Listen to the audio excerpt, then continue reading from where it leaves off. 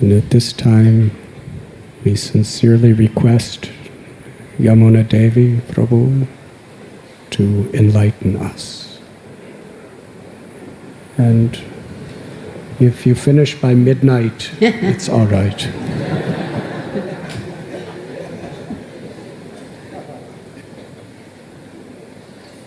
Do you like?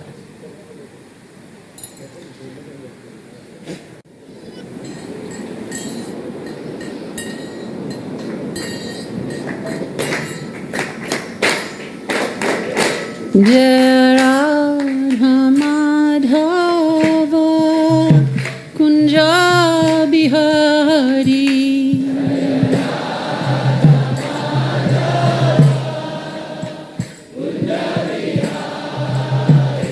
Jai Radha Madhava Kunja Bihari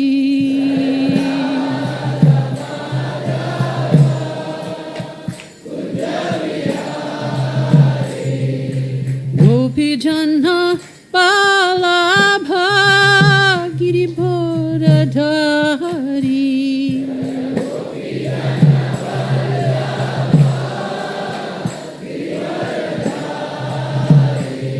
O Gopi Jana Balabha Giribhoradhari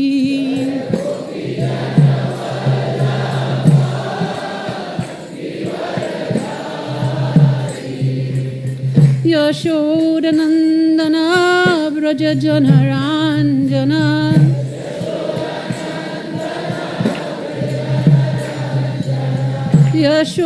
Yashodanandana Braja Janaranjana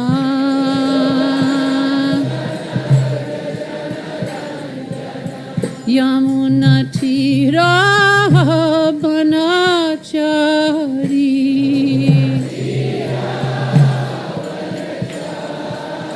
Yamuna Tira Banachari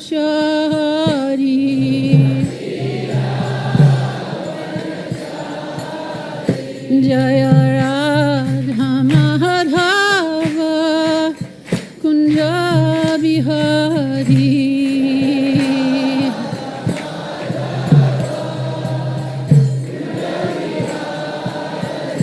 Jaya Radha Madhava Kunja Bihari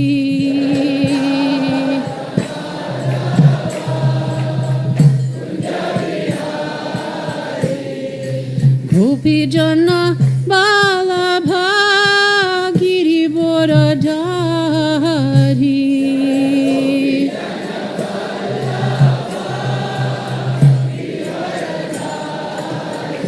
O Gopi Jana Balabha Giribhoradhari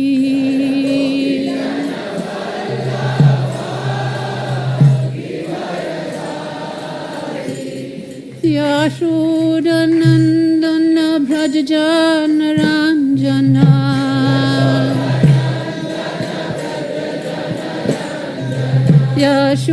Yashodanandana Braja Janaranjana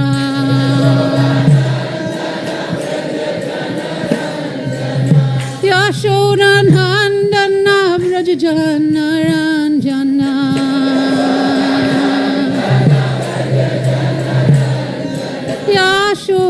Yashodanandana Braja Janaranjana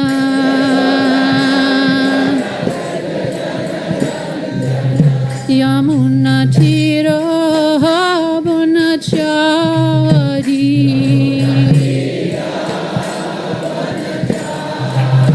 Yamuna Tira Banachari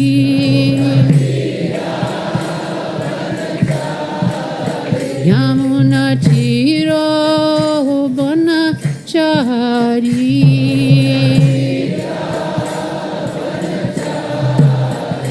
Jaya Radha Gopinatha Radha Gopinatha Radha Gopinatha Radhe Radhe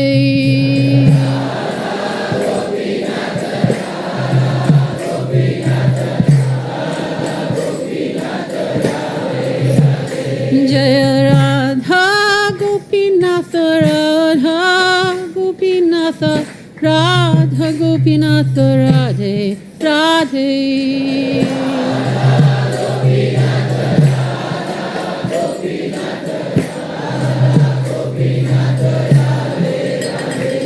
Jaya Prabhupada, Prabhupada, Prabhupada, Srila Prabhupada.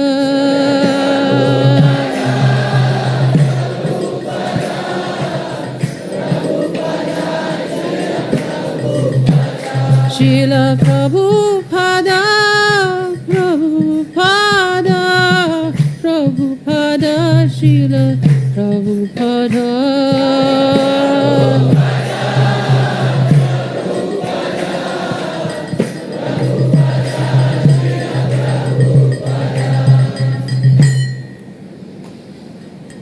Vanchakalpatarobhaisya Kripasindhuvaevacha Patitanam Pravanebhyo Vaishnavebhyo Namo Namaha.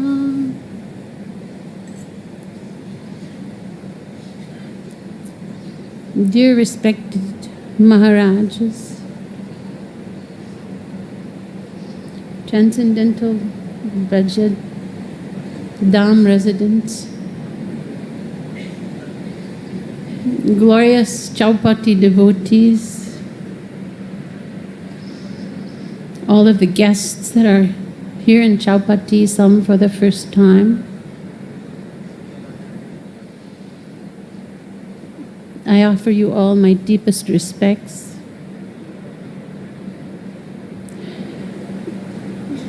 I'm really overwhelmed when I come to Chowpatty because there's no place like it on the planet, maybe in all the three worlds.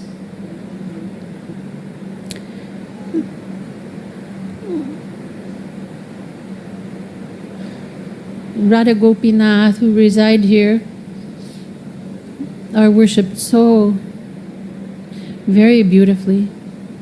Since I was here 5 years ago, their lordships have become more effulgent and more glorious. Now I see new Archa Vigraha here, Lalita and Vishaka, and the other Sakis. When I first came in to pay Dandavats to Srila Prabhupada, chills just overcame me with emotion. How much pleased he must be. Radhanath Swami, who has the ability to try to honor every living jiva soul that he comes in contact with, captured my heart some many years ago. And over the years,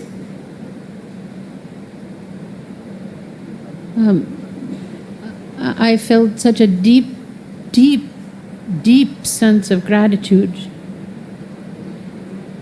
to Lord Krishna for allowing me to have his company in this lifetime.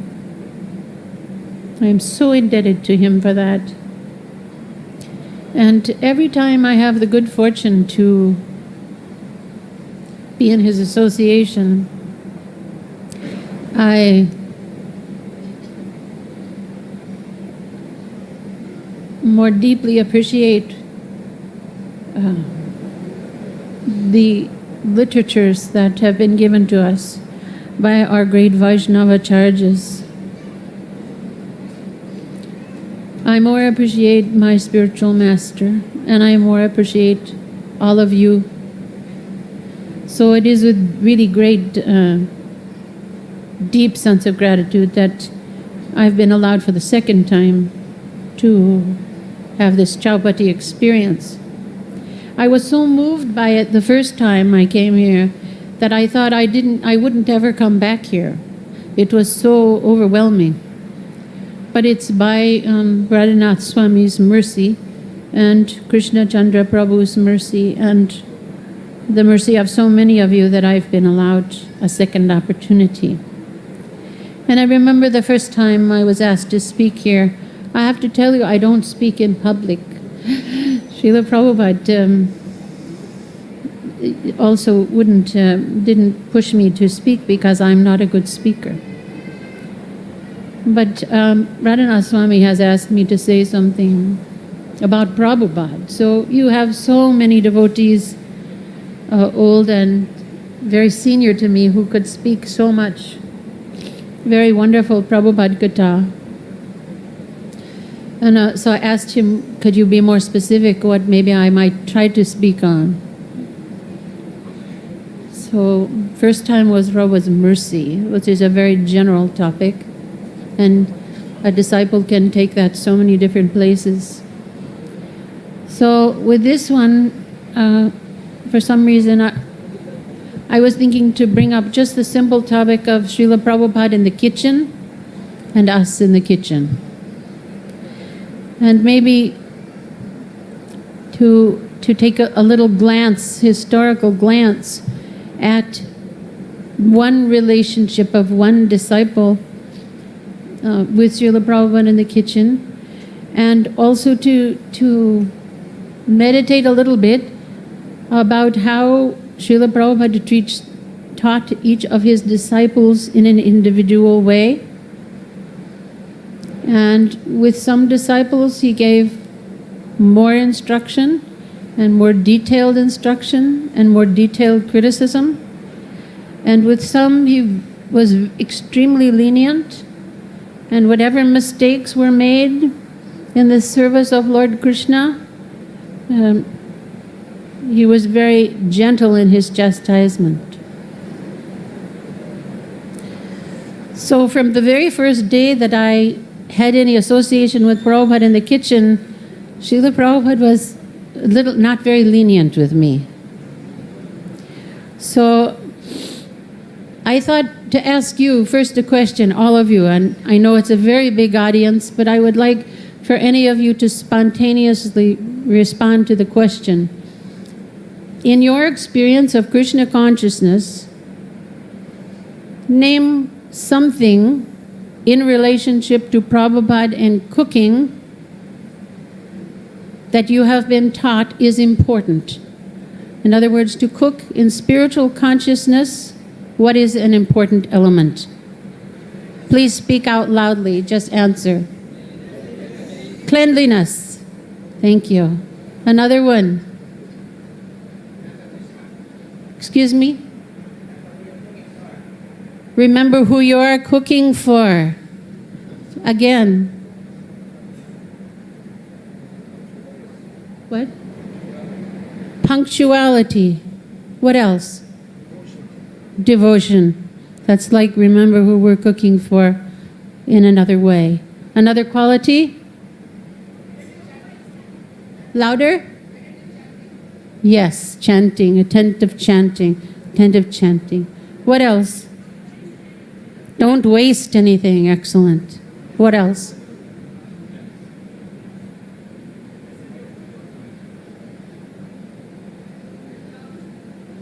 I can't hear. All right. Don't talk while cooking. Thank you. Don't speculate. Hare Krishna, Prabhupada.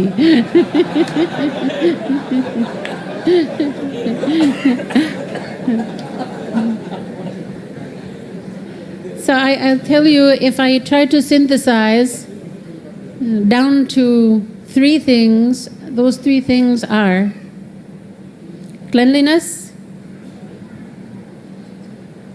quality, and purity. So each of our great sampradayas, each temple in our sampradaya,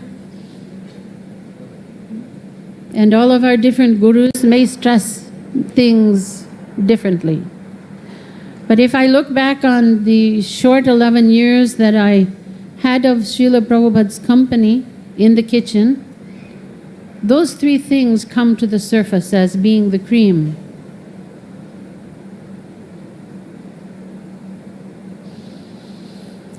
You have to imagine the time, if we go back decades, from 2006 to 96 to 86 to 76 to 66. I met my spiritual master when I was 25 years old.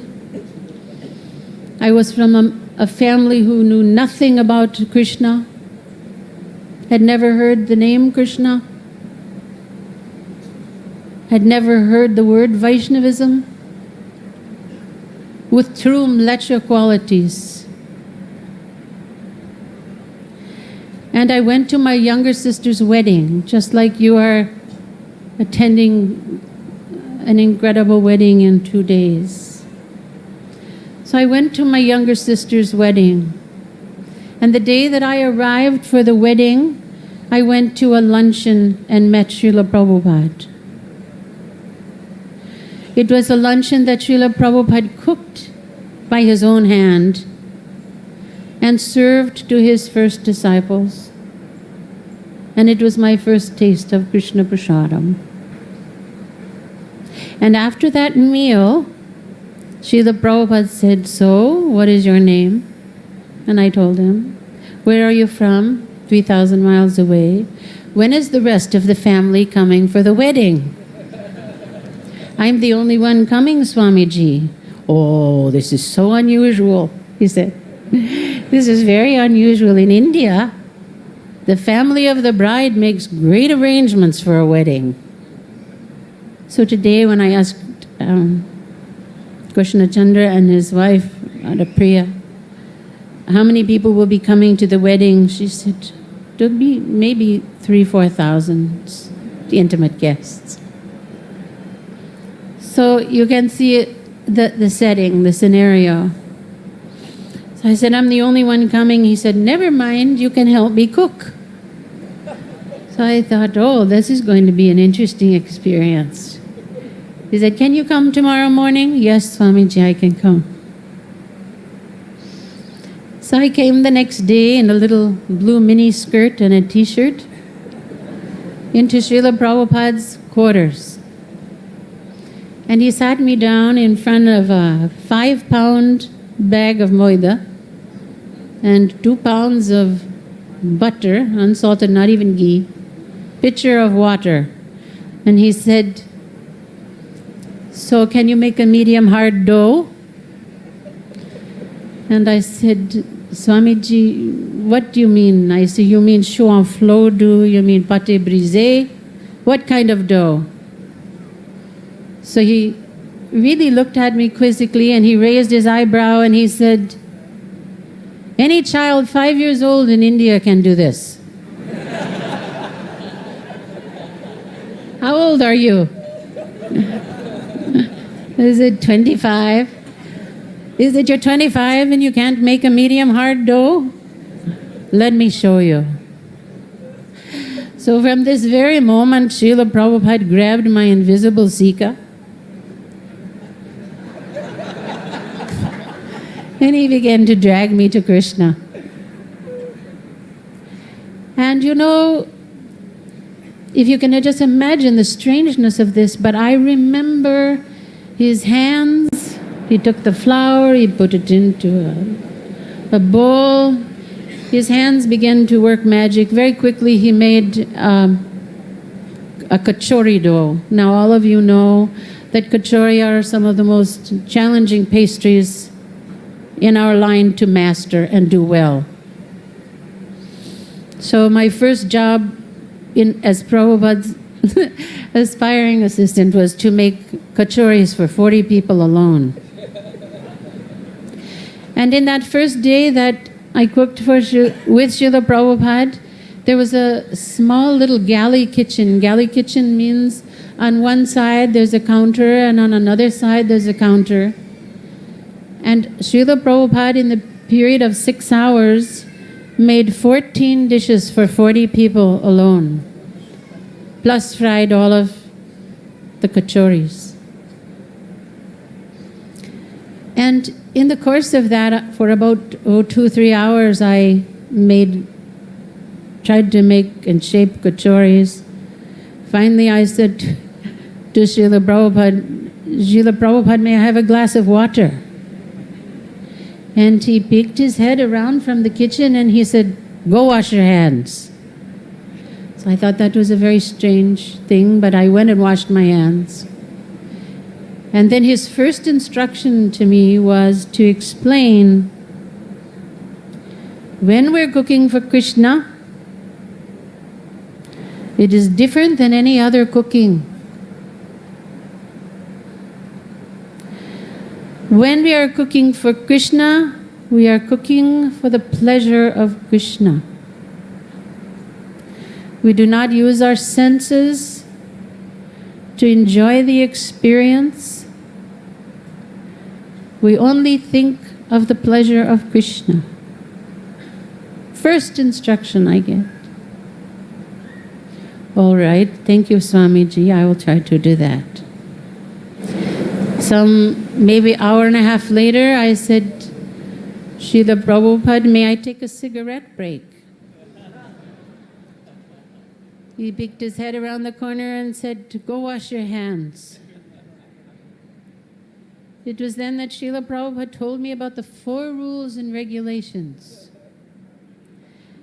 And that when we cook for Krishna, this is the beginning of the quality of purity. Beginning first instruction on the quality of purity.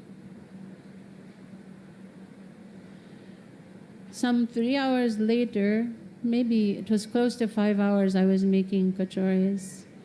I said, it was very hot in the room, and I took my arm and I wiped my forehead, and Srila Prabhupada saw it, and he said, go wash your hands. So he began to explain first idea of cleanliness. He said, when we cook for Krishna, we wear clean clothes. Our clothes don't come in contact with the... Do you need something? Oh. We don't allow the clothes to touch Krishna. We wear clean clothes only when cooking for Krishna. In this way, in the very first day, Srila Prabhupada began to give me some little instruction. And over the next 11 years, I had the fortune of many different situations where Srila Prabhupada gave me some little training in this art of cooking for Krishna. Hare Krishna,